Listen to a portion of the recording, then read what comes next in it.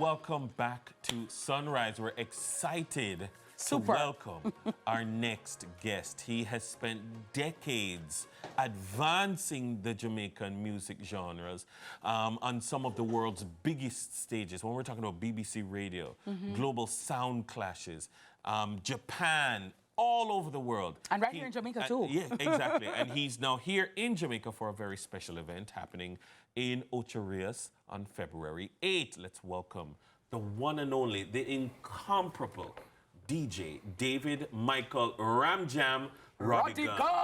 Hey! Rodigan! In the party! Wow, what an intro. Amazing. Thank you so much. It's such a pleasure to be back in Jamaica, and thank you for inviting me on the show this morning. You are absolutely an icon. I was just saying that it's such an honor to meet you. I wanted you on my radio show, didn't get you, but here you are on our TV show right now, and I'm just so happy to have you. Listen, as a person in entertainment, in music, you're one of the foundation teachers, your mastery, how you acquit yourself, how you embrace our music. It's just, it befuddles my mind. Because you know, Banya, you know what I mean? Yeah. And how you have adopted us and taken us as your own. Trust me, your passport, yeah, one away. You have your Jamaica passport. So big up, and it's so great to have you here. So first of all, tell us, what's it like being back in Jamaica? Oh, it's wonderful. It's very cold in England, and it's very warm in Jamaica. So it is a joy to be back in the land of wood and water. And this place, Jamaica, the island, Kingston, the capital city, and the surrounding districts and the parishes and the little villages and hamlets are very special to me. And over the years, the decades, from the original days with Barry G on JBC Radio 1, you know, what that sound. Yeah, and when I first came here in January '79, it was like a pilgrimage, you know, because on the first night, I was at King Tubby's studio in Waterhouse, and I met Mr. Osborne Ruddock and cut my first dubs. So that's a long time ago, but it is as though it was yesterday. Jamaicans, I think, need to know, and excuse me while I get on my soapbox here, that the music of Jamaica is revered all over the world, not just because of Bob Marley, but obviously, yes, Bob is an icon, but because of so many other recording artists. And when you think that out of these small studios in Western Kingston in the 60s, all this music, the talent and the power and the impact of the music on a global stage is quite phenomenal. An island in the Caribbean has had that kind of impact worldwide on music. I salute Jamaica. I salute everything that Jamaica stands for, out of many one people, and all the music that came with it. It's a joy and a privilege to me to have been part of it. Wonderful. Do you have like a particular era that you hold near and dear to you? Because Rocksteady. Rocksteady, very well. That's not surprising. I love Rocksteady because it was so sweet. The harmonies, the beat, just everything about it, from the Melodians to the Gay Lads to the Bob Andy, all those wonderful, the Paragons. I mean, the list is like the Heptones. The On Top album alone. So yes, I would say, but also, of course, when it transitioned into reggae and rockers and dub and roots, and that's when it really impacted the global stage. That's when we saw Toots and all the great stars touring all over the world. That's when it really impacted. You've had the advantage of viewing the music from a very different perspective. As a quote-unquote outsider, becoming an insider now.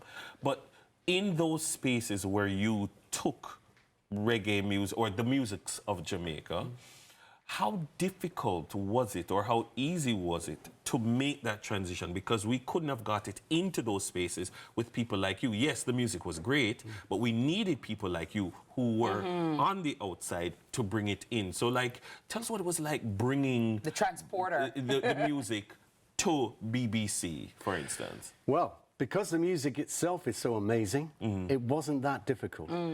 I had a passion for it. Yes, I'm not a Jamaican. I was reared in a little small village in the countryside. You call me a country bumpkin, really, in Oxfordshire.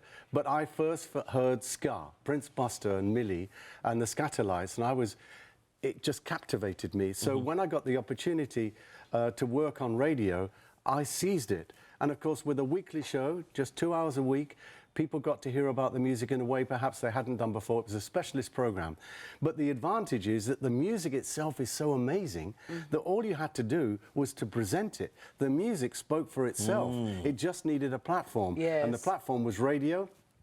When I came to Jamaica, I started doing radio shows that were being sent back to England, and I connected with the great Barry G back on the old JBC Radio 1, and we did that clash that night back in '83.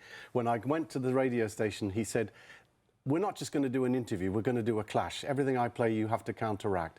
That was at 8 o'clock. At 1 o'clock in the morning, the cassettes were burning island-wide, and Barry G and I discovered a world that we didn't know existed. Yeah. We weren't cussing each other out, we weren't being rude, we weren't being offensive, we had nothing. We just allowed the music to speak and counteract.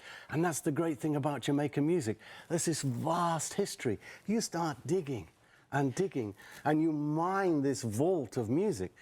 There's still music being released from Jamaica that no one knew about. The vaults of these studios, Treasure Isle, Studio One, you know, Dynamics, it's vast. And the collectors all over the world that collect this music, it's something to behold. But you've now become a repository of musical knowledge in your own right. I mean, you could lecture at universities this content. Yes. I was about to ask, are you grooming anybody? I mean, so like, passing as on the knowledge. Repository, like, we're not here forever. Are you, because your legacy is great, how are you passing on that legacy? Well, I have two sons who are deeply into the music. Okay. What are their names? So you have Jamie Rodigan. He's a producer and a DJ, and you have Oliver Rodigan, aka Cadenza. Okay. So they're doing a lot of work, and there are, of course, young presenters coming through in the UK working on BBC Radio 1 Extra who are championing the music as well. This music will be forever. Yes. It just will be, because it has this tremendous heritage and it has this tremendous depth. And people, when they first hear it, ask anyone, how did you discover reggae?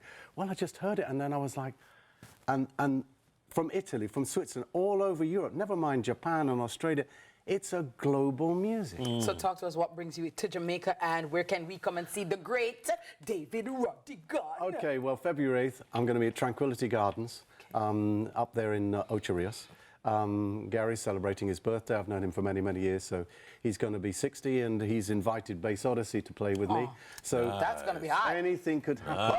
Nice. Oh my goodness, Bass Odyssey. Bass Odyssey. Yes. So, and they've been my nemesis over the years. Yes. Especially back in the days of Squingy. Yes, a blessed memory. Boss, that's in a man. Yeah. Oh my God. And that's another thing about Jamaican culture, that I've been welcomed into Jamaica as a clash DJ, which I never thought would happen. But I've got to big up Bodyguard Sound, because they were the first ones that invited me to do that in '91 in Maypen. Yes. And that was crazy. So let me ask you, of all the dubs you have, which would you say are your top 3 dubs, your prize dubs that get the biggest forward? Okay, Phyllis Dillon, One Life to Live, because she only voiced it once, and that was for me. Wow. Prince Buster, Hard Man for Dead. Hey. That was the only dub he ever did. And also, of course, Dennis Brown, To the Foundation. Mad to the foundation. Oh, I'm getting goosebumps. I cannot. It's going to be great. It's going to be great. I love this. So what time do we come out, David? Well, it's an early party, so from 5:30, and the curfew is 2 o'clock. So there's no late night ravings. It's all terribly sensible. But if you love to hear the music and love to hear the music breathe, I'll be allowing the music to breathe. Lovely. Yeah. Well, congratulations to you on all that you've accomplished. Thank you. It's an honor to meet you. Big ups to Demario right over there. And of course, well, come out, because we love good music. We love good vibe, nice, good, clean music. This where you can enjoy the culture. So thank you, Sir Rodigan, for all you have done. And we wish you all the best and continue to just be a Jamaican ambassador. Because we love you and you want away, you know what I mean? Yeah. So whether you like it or not. You like corned goat, jerk chicken, what you like? Jerk chicken. Yeah, jerk, leg and tire, breast and wing. Breast. You like festival? Yes, of course. No, festival. Festival, anything. All right, then. Respect, yeah. Awesome. Our guest has been the boss. The one and only DJ David Rodigan, joining us right here in Sunrise. It's time for another break. We'll be right back. Nice. Can't afford to let my face